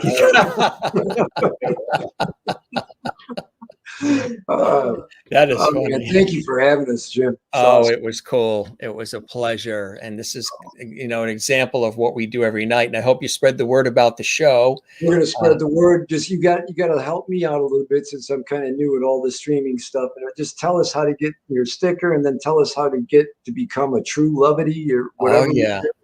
Mailing it. What do we have to do? Just email me something to tell me. That's what Marty just did, and we appreciate that, Marty, for helping support the show. I appreciate that. It's a new thing we're doing, these super chat, super stickers. But yeah, the lovity thing is really, really amazing. Marty also says, "Hey, Michael, I noticed that," which we've talked about this earlier in the show, influenced by those giant legends. Marty's also in the music business. He's the Aussie crooner. He's originally from Australia and lives in Nashville. And he's going to be a guest in June on our show as well. I should move to Nashville. I probably would have had better results. Yeah. Who in your mind is the most famous artist you've had an opportunity to work with? I worked with some pretty good. James Newton, flutist, California, Cal Arts. You probably didn't know he's world-renowned flutist. Man. A lot of people. Who do we do? I can't even remember. Yeah. Daryl Sturmer. Maybe I did some work for a lot of recording artists. Things like that. I can't even remember. It's too many good people. Yeah. Too many good people. Why do you love what you do so much? Why are you so passionate about it? What is it about it? Is it that you're impacting people's lives, touching their lives in a way that they might not even realize? Right. I don't know. You're making me realize it. I'm getting it. I got to remember again. I've been known to do that. Yeah. Wood shedding for 10 years can make you feel pretty dead. Yes. But again, like the lady with the poems, and everything else. Yeah. Yeah. Just pick up that instrument and you'll know that there's going to be a light at the tunnel here. Somewhere you're going to come out on the other side here. And, things are going to start flowing out of you again. So I can't explain it. I'm glad I'm still here. I'm blessed to be alive, to have my health somewhat. That's all we can ask for. Fame and fortune, I have no interest in. It's not, well, number one, I could never get it. And is there some magic formula? With this, stock market stuff or anything else like that. I'm not a Vanderbilt, and not even close. I just look at the simple things in life. I got a beautiful wife, beautiful home, great friends, great people that support me, and that's about all you can ask for. And do you know, with those things that you just described, these people and those things, you could be the richest man in the world with all of those things. We are. You are. We are. Yes, we are. That's richness. That's richness. That's a good point, Jim. That is, yes, we are rich. Right. That's the real riches of life, because a lot of people that have all the other trappings are not always happy because they think that those things will create happiness. And the only way to create happiness is from within. Yeah. Yeah. You can't buy happiness. When you're not buying happiness, you're buying instant gratification that comes and goes. But true happiness has to come from within. And you share that. It comes from within with your inspirations to create the music. And then you let it out. You let it flow through the music you create for all the rest of us to enjoy and be moved by. That's all we can do. That's it. Pay it forward and leave it better than when you started. Leave something for others. So. That's what I'd say. I say that all the time. I always love leaving the room better than I found it. And And you have done that this evening, sir, live from Right. Chicagoland, home to Deep Dish Pizza, because I still need to have some. And Well, you know what? If you ever give us your address, I'd say if you're ever in Chicago, we'll take you yes, on us for deep dish. I'd yeah, say that I'd send you one, but by the time you got it, it's not the same, I right? wouldn't be in good shape. It probably would taste like the cardboard box it came in. I know. And being here in the greater New York area, they're probably like, what are you doing eating pizza from Chicago? How You're in the dare New York you? area. How dare you? What is this? You traitor? And now you're going to start rooting for the Cubs too instead of the Mets, right? Yeah. You are amazing, my friend, and I'm so glad that you were able to make some time, almost 2 hours with us here, and roll with it, freestyle, conversational, like we do. Share some of your terrific talent and prowess, and the music, and your stories and your passions. I think people got a chance to really meet the man and understand his plan, and share it with us here. And we're going to keep the porch light on for you. And I hope the show met whatever expectations you had, my friend. Oh, beyond. It's a fantastic show, Jim. Keep it up, man. It's fantastic. We will, my friend. You be well, and thanks for all the great chat and play tonight. It was really, really a pleasure, Michael, and I thank you both for joining us. And I know you guys have been working hard in the last several days getting everything all technically set up for this. So I appreciate your going the extra mile to make sure that what transpired tonight sounded and looked, as good as you would want it to be, we would want it to be, because we both strive for excellence, and it worked out beautifully tonight. So thanks for all that effort. Most welcome, my friend. So we shall see you again soon. You be well, you take care. And as I tell all the guests, go stretch those legs. God bless. You have a good night and a great weekend, Michael, and we'll see you again soon, okay? Absolutely. Take care. All right. Thanks for being with us. Michael Mason, renowned flutist and composer, part of Human Revolution. Really amazing stuff, right? The music, the sounds that he produces, composes, and shares with us. What you were hearing was just really part of it. Normally, there are several other instruments and other musicians with the electric guitars and all these other sounds that accompany what you heard tonight. But because we wanted to make sure you got a chance to at least hear some of the sounds, we did it that way, where it's just the two. But even that sounded fantastic, didn't it? So many of you commenting beautifully how it was moving you and inspiring you, and you're having these visions of being on a cloud floating or at a tropical island on a mini vacation. Again, you can see it all on Spotify, hear it all on, the usual suspect places, Spotify and iTunes and the Amazons and online. So check that all out, Michael Mason, Human Revolution. The flute is a beautiful instrument, right? We've talked about that here on the show. This beautiful sounds of the flute, the cello, these other instruments that have human qualities. And he gets all of that. And this was really cool.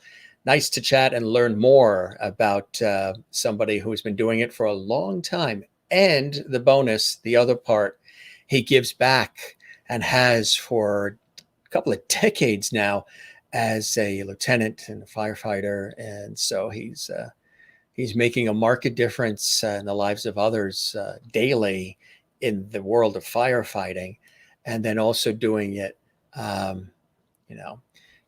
rescuing in so many different ways, right? You think about that, rescuing a situation as a firefighter, but also sort of helping us rescue ourselves from the chaotic nuttiness of life and the stresses of life by sort of sweeping you away with the rhythmic sounds and the percussive sounds and those environmental sort of sounds and the organic authenticity of what he's doing.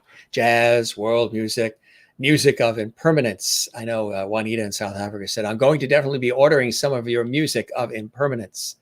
I think that's the word. And again, I think the phrase of tonight, which will be the title of his biography, which he had said several times, you've got to understand, which is so true. you've got to understand and you got to feel. And his music certainly makes you, or at least not makes you, but invites and welcomes you to do that. Kind of like what we do at this show, 400 shows later, 1 year later.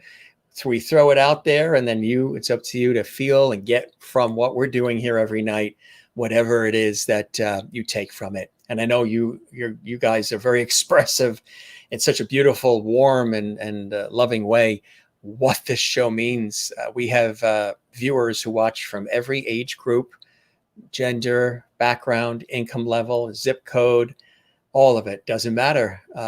Everybody is welcome here. We love having all of you here. Tonight, our mug comes from Pine Island, Florida, and this was from Mary Bishop when she sent this north to us here to the show, and we thank her once again for this. We do a different mug or glass or what have you, goblet, whatever it may be, martini glass. We change it up every night. Tonight, Pine Island, Florida, USA is where this mug comes from. And just some nice lemonade in there, something cool. Temperatures out here, believe it or not, in the Northeast in the 90s, well, approaching 90, and air conditioners are already running. We thank Michael again. I just want to show you covers of some of those albums to keep a watch out for. Make sure you do that.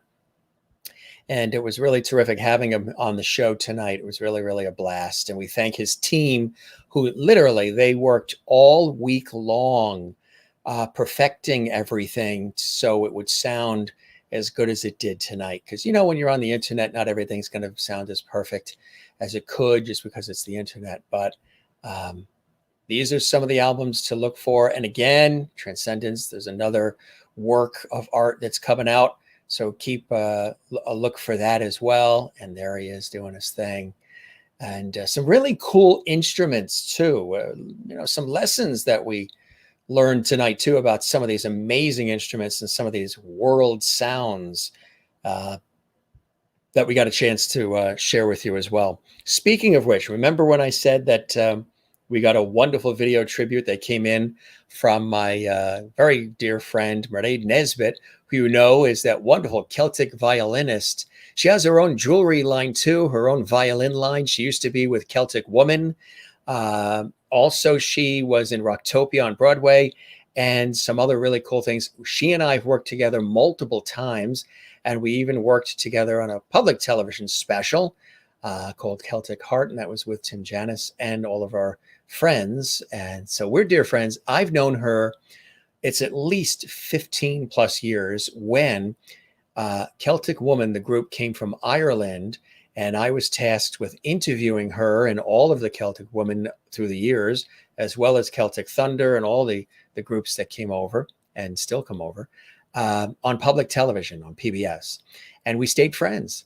So she knew we were having our 1 year anniversary celebration last night.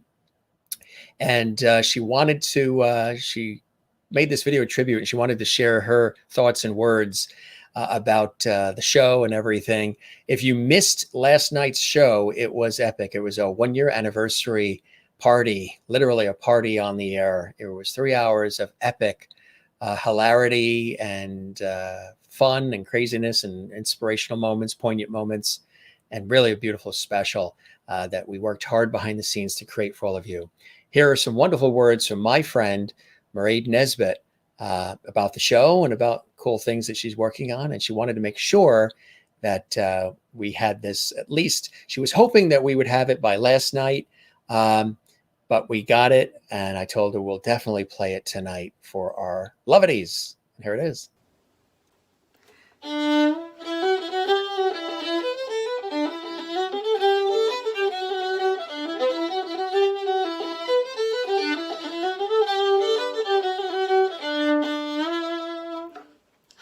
Jim, this is from my little studio here, and I just want to congratulate you on your 1st year anniversary and 400 shows later. That is absolutely amazing, and I just want to say lots of love from me here, and to all the lovities out there as well. Keep an eye out for lots of exciting news coming up from me soon.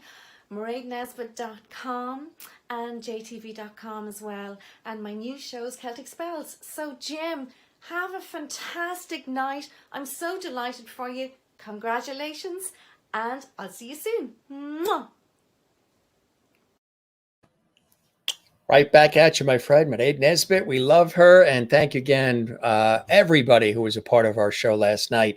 And those are beautiful words from Mairead, which we really appreciated. She played a little for you as well. And that was really nice. And Jane says, good night, friends, to you, Jim. Have a good sleep, everyone. You had asked if I got some sleep because we were up all night the other night in preparation for that big show yesterday. I did. I didn't go to bed till about 4 a.m, Jane.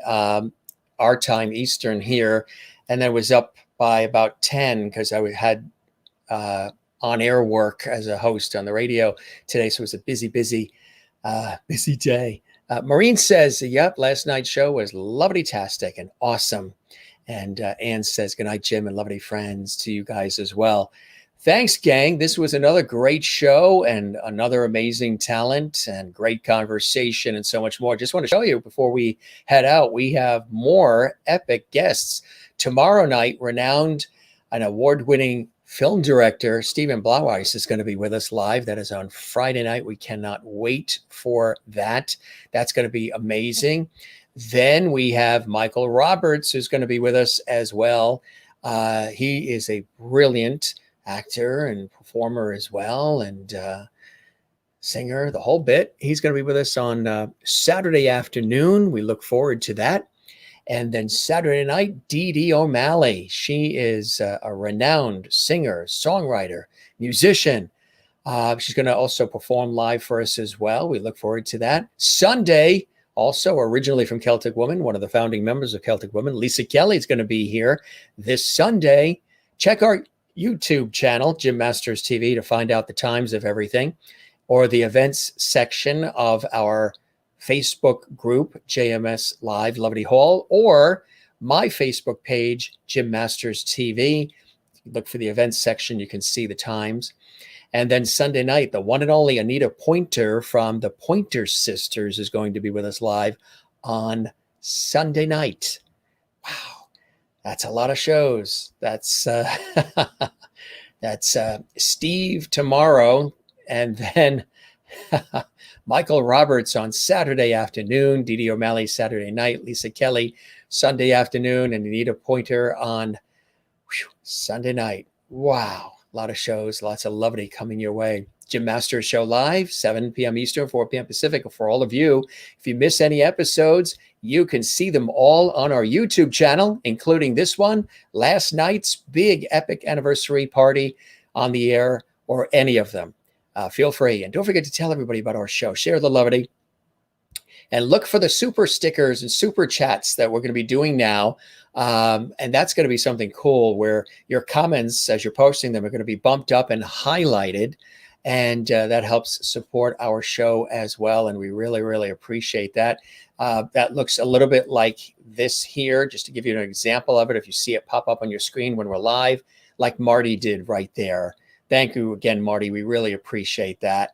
That really does help us produce these hours and hours and hours of content and all of the time that's going into this series 7 days a week. So thank you, Marty, for being a part of that super chat, which is something you'll be seeing during the actual live chat. Your chat gets highlighted, your comment gets highlighted like that, and it means a great deal. So that was very cool, Marty Thompson. Thanks for doing that. And again, it really, really does help our show big time. And Juanita says that this has been a wonderful conversation. Thank you for sharing the stories.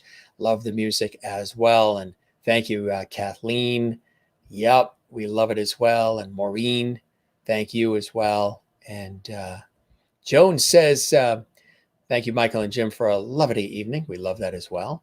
And we love all of you. Night, Jim, and all the lovelies, and good night to Mary, and good night to all of you. And I hope everyone has a wonderful Friday. See you back here tomorrow evening. Good night, Jim and lovelies. May your dreams be sweet. Love you all. Right back at you. Yes. We will be in bed early tonight as well. because we got a big weekend tomorrow, and then I'm on the air tomorrow as well. But we need to catch up on a little sleep tonight. So we're going to be doing that. It's about almost 9 p.m. Eastern here right now. So we will be going to bed relatively soon and can't wait. You guys have a good evening. Thanks for joining us here on the Jim Masters Show Live. We love having all of you here. Thanks, Kathleen. You have a wonderful night as well. And good night to everybody. It's a pleasure having you here. A couple of things we always do when we exit. Don't forget to smile. Don't forget to share the levity and find your Zen place. Yes, find your Zen place. Mine being the ocean and my work on television, radio, and stage all these years. We love it all. We thank our friends at LMG, Live Music Group, for their kind care and attention and support of our show as well. We appreciate them very, very much. And we appreciate all of you. Thanks for being with us, gang. We shall see you tomorrow. We will be back here, 7 p.m. Eastern, 4 p.m. Pacific, for more levity and a lot of other cool things we've got planned for you. We're just getting started, folks. Christine says, interesting show with Michael. Still on a high from last night's anniversary show. Till next time, see you all over the weekend. Lots of shows. And Levity Juanita says, good night. You guys are the best. Be well. Enjoy your day. And we shall see you next time on the Jim Masters Show Live. Thanks again, gang. You're the best. We'll see you tomorrow. Bye-bye.